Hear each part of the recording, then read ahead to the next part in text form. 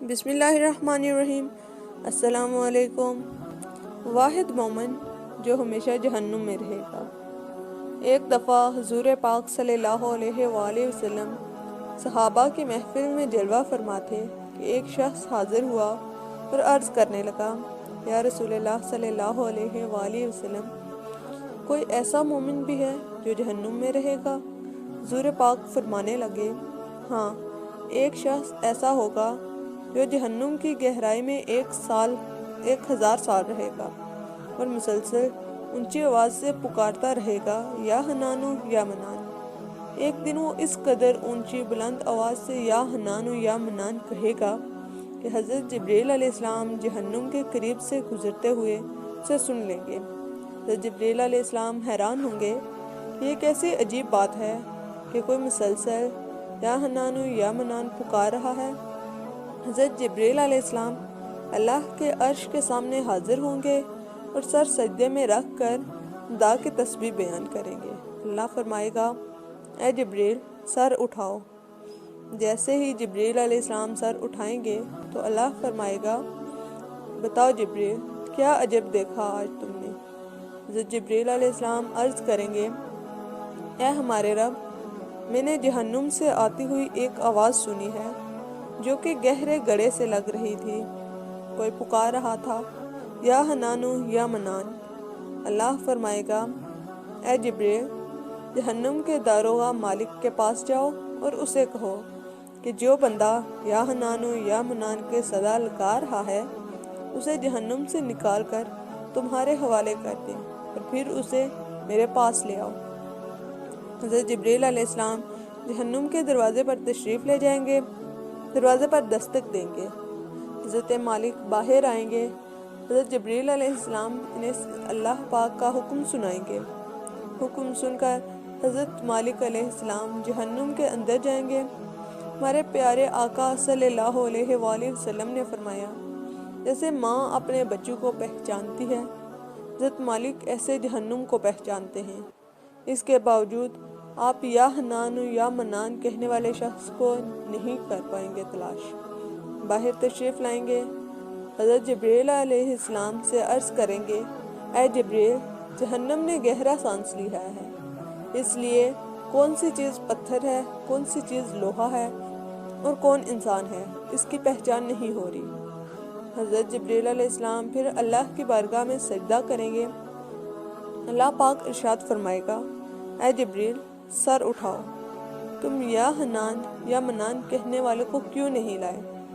حضرت جبریل علیہ السلام عرض کریں گے، مولا، داروغہ جہنم حضرت مالک نے بھی معذرت کر لی ہے، کہتے ہیں جہنم نے سانس لی ہے، اس کی وجہ سے پتھر، لوہے اور انسانوں کے درمیان کوئی فرق نہیں بچا ہے، تو یہ سبھی جل کر کوئلہ بن چکے ہیں، کسی چیز کی پہچان نہیں ہو پا رہی ہے۔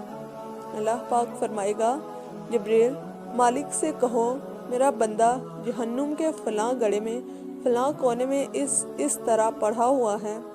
حضرت جبریل علیہ السلام جہنم کے دروازے پر جائیں گے اور حضرت مالک کو یا حنانو یا منان پکارنے والے کا پتہ بتائیں گے۔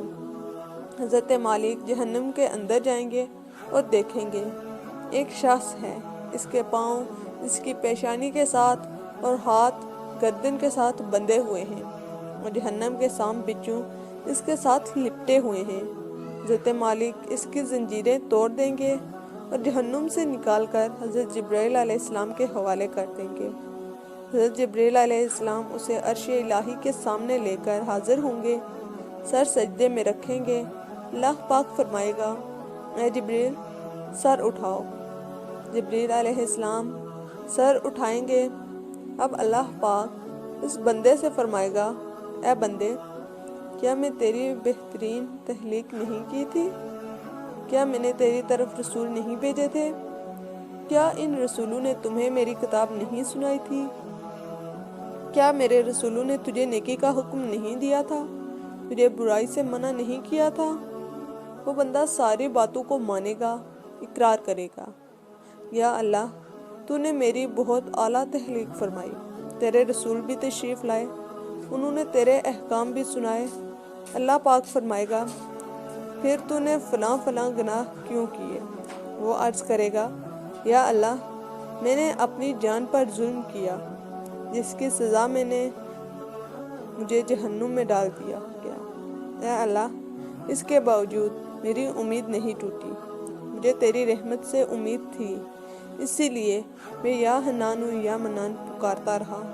مولا تو نے مجھے فضل سے جہنم سے نکالا ہے، یا اللہ مجھ پر رحم فرما دے۔ اللہ پاک فرمائے گا اے فرشتوں گواہ ہو جاؤ، میں نے اس بندے پر رحم کیا اور اسے معاف کر دیا۔ آئیں دوستو، سب اپنا اپنا محاسبہ کرتے ہیں، کیا ہم میں سے کوئی ایسا ہے جو کہہ سکے کہ میں اپنے اعمال کا حساب دے سکتا ہوں؟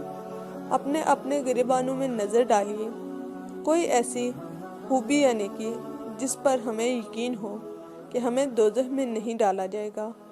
ہزاروں سال کی عبادتیں بھی رد ہوتی دیکھی گئی ہیں، تو بس اللہ سے دعا کرتے ہیں کہ اے اللہ ہم جانتے ہیں کہ اگر ہمارے اعمال کا حساب سخت لیا گیا تو یقیناً ہم نہیں بچ پائیں گے، ہم بے حد گناہ گار ہیں، لیکن اے اللہ پاک ہم تیری رحمت کا سوال کرتے ہیں، ہم سے حساب اپنے عدل و انصاف پر نہ لینا، بلکہ ہم پر اپنی رحمت کا سایہ عطا کرنا۔